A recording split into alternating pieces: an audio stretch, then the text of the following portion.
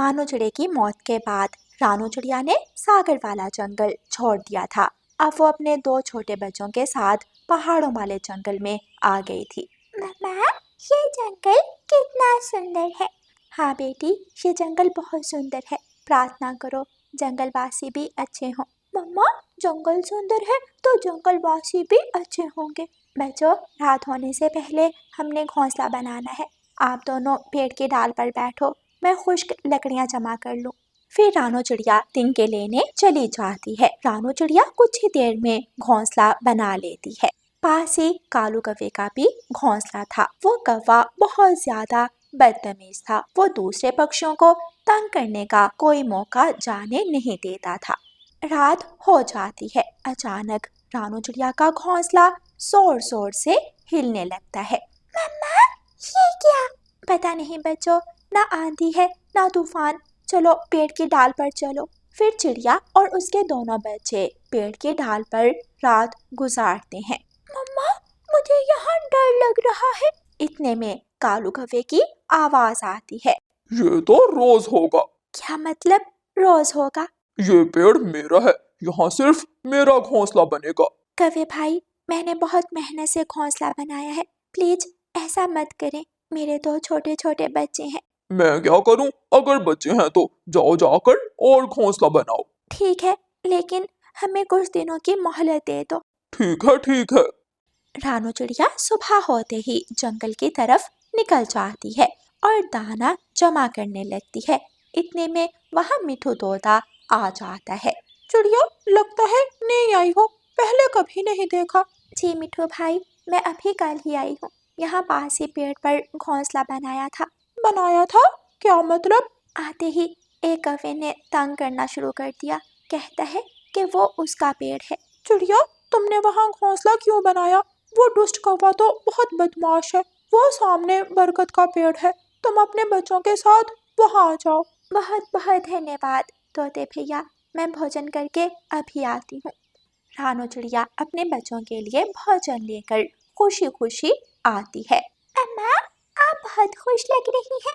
हाँ बेटी, मेरी मिठू तोते से बात हुई है। हम भोजन करके उसके पेड़ पर घोंसला बनाएंगे। मम्मा, सारा दिन लग जाएगा। क्यों मेरे बच्चों? मम्मा, फिर से घोंसला बनाना पड़ेगा। यही घोंसला ले जाएंगे। कालू कौवा, जो काफी देर से रानू चिड़िया और उसके बच्चों की बातें सुन रहा था, बोलता है। छोटी चिड़िया, ऐसा सोचना भी मत। मेरे पेड़ पर घोंसला है तो ये अब मेरा है। कौवे भाई, ऐसा मत करें। मैंने बहुत मेहनत से कल ही घोंसला बनाया है। छोटी चिड़िया, तुम जाती हो या मैं कुछ करूं? अच्छा ठीक है, मैं चली जाती हूँ। आप मेरा घोंसला रख लें। रानू चिड़िया बच्चों के साथ मिठू के पेड़ की तरफ चली जाती है। आओ चिड़िया बहन, मुझे पता था वो दुष्ट कौवा आपको घोंसला नहीं लाने देगा। मेरे पास दो घोंसले हैं, एक आप ले लें। धन्यवाद मिठू भाई। फिर रानू चिड़िया मिठू के बनाए हुए घोंसले में रहने लगती है। रानू चिड़िया बहुत मेहनती चिड़िया थी। जल्द ही उसने अपने बच्चों के लिए अनाज जमा कर लिया था। कालू कौवा बहुत लापरवाह और आलसी कौवा था। वो बहुत जल्द इस बात को भूल गया। वो सारा दिन सोने में या सैर सपाटों में गुजार देता। ऐसे ही एक दिन बारिश शुरू हो जाती है। कालू कौवा अपने घोंसले में बैठा भोजन के लिए सोच रहा था। हाय, मर गया। मेरे पेट में तो भूख से चूहे दौड़े हैं। मुझे चिड़िया ने बताया भी था, लेकिन मैं भूल गया। अब मैं क्या करूं? फिर कालू कौवे के दिमाग में एक योजना आती है। हाँ भाई कालू, चलो समय आ गया है। कालू कौवा तेज बारिश में रानू चिड़िया के घोंसले की तरफ जाता है। चिड़िया, तुमने मेरे पेड़ पर रात गुजारी थी, उसका किराया कहाँ है? किराया? कौन सा किराया कौवे भाई? ज्यादा मासूम मत बनो, चलो जल्दी से मुझे उसके बदले दाना दो। काले कौवे, ये तुम क्या कह रहे हो? मैंने बहुत मेहनत से दाना जमा किया है, ऐसा मत करो प्लीज। ये दाना मेरे बच्चों का है। लेकिन कालू कौवा रानू चिड़िया की एक नहीं सुनता और उसका सारा दाना ले जाता है। रानू चिड़िया जोर जोर से रोने लगती है। रानू चिड़िया की रोने की आवाज़ सुनकर मिठू तोता वहाँ आता है। क्या हुआ रानू बहन, तुम रो क्यों रही हो? पता नहीं, इस मनहूस वक्त में मैंने कौवे के पेड़ पर घोंसला बना लिया था जिसका भुगतान अब तक भुगत रही हूँ। फिर रानो चिड़िया मिठू तोते को सारी बात बताती है। ये कौवा बहुत लालची है, तुम फिक्र ना करो, मैंने दाना जमा किया है, मैं तुम्हें दे दूंगा और इस दुष्ट कौवे का भी कोई ना कोई इलाज करते हैं। दूसरी तरफ कालू कौवा अपनी जीत पर बहुत खुश था। अरे वाह कालू, क्या किस्मत पाई है, मेरे तो मजे हो गए, मुफ्त का भोजन मिल गया। कालू कौवा अभी खुश हो रहा था कि वहाँ एक सांप आ जाता है। किस्मत सिर्फ तुमने नहीं, मैंने भी पाई है। देखो, मुझे इस बारिश में ज्यादा खोजना नहीं पड़ा और भोजन मिल गया। इससे पहले कि कालू कौवा कुछ कहता, सांप उसे लपेट लेता है। मिठू तोता जंगल के पक्षियों के साथ कालू कौवे के पेड़ पर आता है ताकि कालू से बात कर सके। मिठू तोता कालू को पेड़ के नीचे बैठकर आवाज देता है, कालू, कालू कौवे, नीचे आओ, हमें तुमसे बात करनी है। कोई जवाब ना पाकर मिठू तोता खुद कालू के घोंसले की तरफ जाता है और देखता है कि वहाँ कालू कौवे के कुछ पंख और हड्डियाँ पड़ी हैं। मिठू तोता वापस आकर रानो चिड़िया से कहता है, अब कोई फायदा नहीं रानो बहन, अब हम कभी कालू से बात नहीं कर सकते। क्यों मिठू भाई? क्योंकि कालू कौवे को ऊपर वाले ने उसके कर्मों का फल दे दिया है। सच कहते हैं कि किसी पर इतना जुल्म ना करो कि उसका एक आंसू तुम्हारी जिंदगी छीन ले। क्या है दोस्तों, इस कहानी को लाइक, अपने दोस्तों के साथ शेयर और चैनल को सब्सक्राइब करना बिल्कुल मत भूलना। आपका धन्यवाद।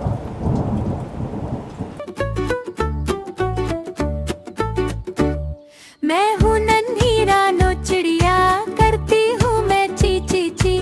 छोटी सी है चोंच मेरी, लगती हूँ बड़ी प्यारी सी। सुबह सवेरे उठ जाती हूँ, सबको मैं जगाती हूँ। फुदक फुदक कर डाली पर मीठे गीत सुनाती हूँ। रानो चिड़िया, रानो चिड़िया, उड़ती जाए फुर फुर फुर। नीला अंबर मेरा घर है, पंख फैलाकर उड़ती हूँ। दाना चुगने आंगन में मैं झटपट नीचे आती हूँ। रानो चिड़िया की ऐसी कहानियाँ सुनने के लिए YouTube सर्च बार में रानो चिड़िया की कहानी लिखें या फिर ये बटन दबाकर बोलकर कहें रानो चिड़िया की कहानी।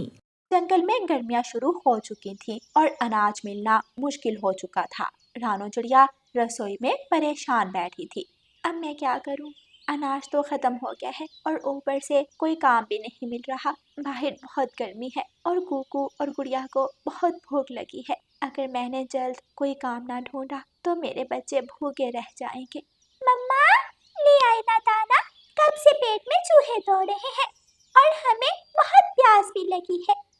मम्मा, क्या आज फिर हम भूखे ही रहेंगे? नहीं कुकू बेटा, मैं अपने बच्चों के लिए कुछ ना कुछ जरूर ले आऊंगी। आइडिया मम्मा, क्यों ना हम बकरी के दूध से कुल्फी बनाकर खाएं। कुल्फी?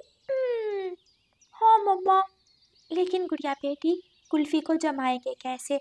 हमारे घर में तो फ्रिज ही नहीं है। मम्मा, हम गौरी आंटी की फ्रिज में रख लेंगे। हाँ बच्चों, ये ठीक है।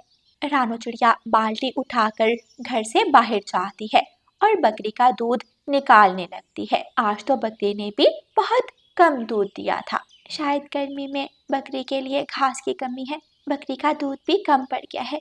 चलो, अब गुजारा तो करना ही पड़ेगा। रानो चिड़िया घर जाती है और दूध गरम करती है और कुल्फी बनाने लगती है। रानो चिड़िया कुल्फी बनाकर एक डिब्बे में डाल लेती है और गुड़िया और कुकू को देती है। ये लो बच्चों, जाओ गौरी आंटी की फ्रिज में रखाओ। गुड़िया और कुकू खुशी खुशी कुल्फी वाला डिब्बा लेकर गौरी कवि के घर जाते हैं। गौरी आंटी, मेरी मम्मा ने हमारे लिए कुल्फी बनाई है, आप अपनी फ्रिज में रख लें, हम शाम को आकर ले जाएंगे। कुल्फी? अच्छा, लाओ मैं रख देती हूँ, मगर अपनी मम्मा को बता देना, अकेले अकेले ना खाए। ठीक है गौरी आंटी। गुड़िया और कुकू वहाँ से चले जाते हैं। मम्मा चिड़िया कबूतर की दुकान पर जाती है। कबूतर की पंखों की दुकान थी। कबूतर भैया, क्या आपके पास कोई काम है? आप मुझसे काम करवा लें और मुझे कुछ पैसे दे देना। मुझे अपने बच्चों के लिए मटका खरीदना है। रानो, मैं तो पंखे बनाता हूँ, तुम मेरी क्या ही मदद कर सकती हो? हाँ, तुम यूं करो, मेरी दुकान की सफाई करके सब पंखे तरतीब से रख दो और बाहर गाड़ी में आए नए पंखे भी दुकान में लगा दो। मैं तुम्हें कुछ पैसे दे दूंगा। रानो चिड़िया खुश हो जाती है। उसे थोड़ा काम मिल गया था। रानो चिड़िया दुकान की सफाई करती है और पंखों को तरतीब से रख देती है। शाम तक वो सारा काम मुकम्मल कर देती है। रानो चिड़िया, तुमने तो मेरी बहुत ज्यादा मदद कर दी। अब तो दुकान देखकर दिल खुश हो रहा है। ये लो 500 रुपए। रानो चिड़िया 500 रुपए लेकर खुशी खुशी वहाँ से चली जाती है। रानो चिड़िया दुकान से कुछ खाने पीने का सामान खरीदती है। कुकू भाई, क्या हमारी कुल्फी जम गई होगी? हमारी कुल्फी कैसे जमेगी गुड़िया? हम कौन सा फ्रिज में बैठे हैं?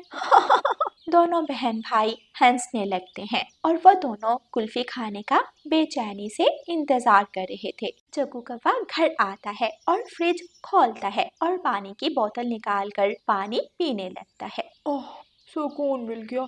ये क्या है? जग्गू फ्रिज से वो डिब्बा निकालता है। वाह, कुल्फी! ये तो कुल्फी लग रही है। जग्गू जल्दी जल्दी से वो कुल्फी खाने लगता है। जग्गू सारे कुल्फी खा जाता है।